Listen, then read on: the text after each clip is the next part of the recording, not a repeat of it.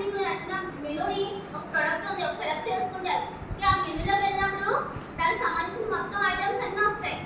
అవన్నీ ఇంటర్నల్గా మీ సిస్టంలో వర్క్ అవుతుంది కాబట్టి ఇన్ టైంలో మీరు ఎప్పుడైతే ఆ ప్రొడక్ట్ సెలెక్ట్ చేశారో దానికి సంబంధించినంత మీకు చూపిస్తుంది.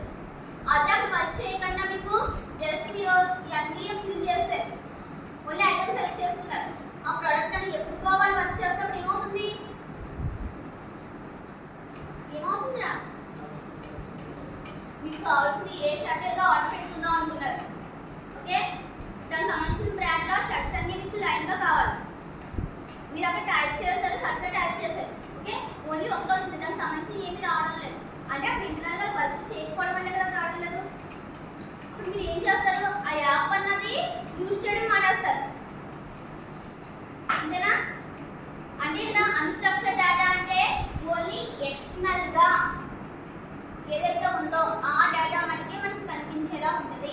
ఇంటర్నల్గా మీ ఐడి పట్టగానే మొత్తం ఈ డేటా వచ్చారంటే ఎవరైతే ఇంటర్నల్గా వర్క్ చేస్తుందో వాళ్ళ దగ్గర ఇంటర్నల్ డేటా ఉంటుంది. ఓకే, డిఫరెంట్ యాప్స్లో మీరు డిఫరెంట్ ఐటమ్స్ పర్చేస్ చేస్తారు. డిఫరెంట్ ఐడీస్ ఉంటాయి, ఒకే ఐడి అందరికీ ఉండదు. ఓకేనా? ఎక్స్టర్నల్గా ఏ డేటా అయితే కావాలో ఆ డేటా మనకి అన్స్ట్రక్చర్డ్ డేటా. స్ట్రక్చర్డ్ డేటా వచ్చేసి ఎక్స్టర్నల్ డేటా ఉంటుంది, ఇంటర్నల్ డేటా కూడా ఉంటుంది.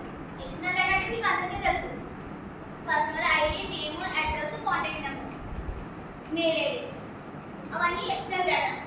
ఓకే, ఇంటర్నల్గా వచ్చేసి ప్రొడక్ట్ ఐడి, ప్రొడక్ట్ నేమ్, దాని మెజర్మెంట్స్ ఏంటి అవన్నీ కూడా ఏంటి వాళ్ళు ఇంటర్నల్గా వర్క్ చేసి ఆ సిస్టంలో ఉండడం వల్ల మీరు ఎప్పుడైతే ఐటమ్ కావాలో దానికి సంబంధించిన డేటా అంతా వస్తుంది.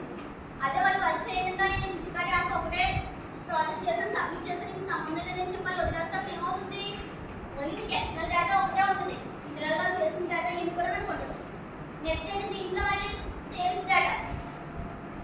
ఓకేనా? ఆ ఐటమ్ మీకు డెలివరీ అవ్వాలంటే మీ కాంటాక్ట్ నెంబర్ ఉండాలి, మీ ఐడి ఉండాలి, ప్రొడక్ట్ ఐడి ఉండాలి. అంతే కదా, సేల్స్ మ్యాన్ దగ్గర అవన్నీ లేకుండా మీ దగ్గర ప్రోడక్ట్ మీరు ఆర్డర్ పెట్టేసరి వెంటనే వచ్చేస్తానికి లేదు కదా.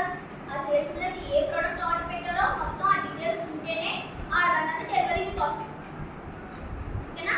కస్టమర్ దగ్గర ఉండవలసింది ఎక్స్టర్నల్ డేటా ఉంటుంది, ఇంటర్నల్ డేటా ప్రొడక్ట్ అన్నది అది ఇంటర్నల్గా ఐడి నేమ్ అన్నీ కూడా ఇంటర్నల్గా మీ ఐడి పట్టుకొని అది వచ్చేలా పెడతారు. నెక్స్ట్ వచ్చి సేల్స్ మ్యాన్ దగ్గరికి వచ్చేటప్పటికి మీ కాంటాక్ట్ నెంబర్ ఉండాలి, మీ అడ్రస్ ఉండాలి, ఓకే, మీ నేమ్ ఉంటుంది, ఆ ప్రోడక్ట్ ఏం ఐటమ్ పెట్టారో దాని ఐడి కూడా ఉంది. ఓకేనా?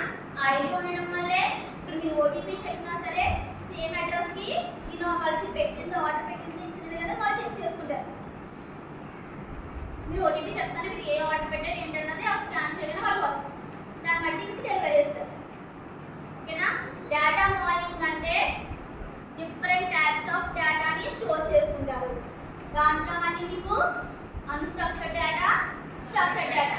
అన్స్ట్రక్చర్డ్ డేటా అంటే ఎక్స్టర్నల్గా ఏదైతే వర్క్ అవుతుందో అది మనకే అన్స్ట్రక్చర్డ్ డేటాలో ఉంటుంది. ఇంటర్నల్గా వాళ్ళు ఏం చేస్తున్నది మనకు అనవసరం. ఏ డెఫినేషన్ అయినా సరే అది ఎక్స్టర్నల్గా ఎలా వర్క్ అవుతుందో అది మనకే మనం చూస్తాం. ఇంటర్నల్గా అసలు ఏం చేస్తారు ఎలా చేస్తారు అన్నది మనకు అనవసరం. ఓకేనా? స్ట్రక్చర్డ్ డేటాలో ఎక్స్టర్నల్ డేటా ఉండాలి, ఇంటర్నల్ డేటా ఉంది, సేల్స్ డేటా ఉంది. ఓకేనా? మళ్ళీ దీంట్లో మీకు 3 టైప్స్ ఉంటాయి. Data types physical data, logical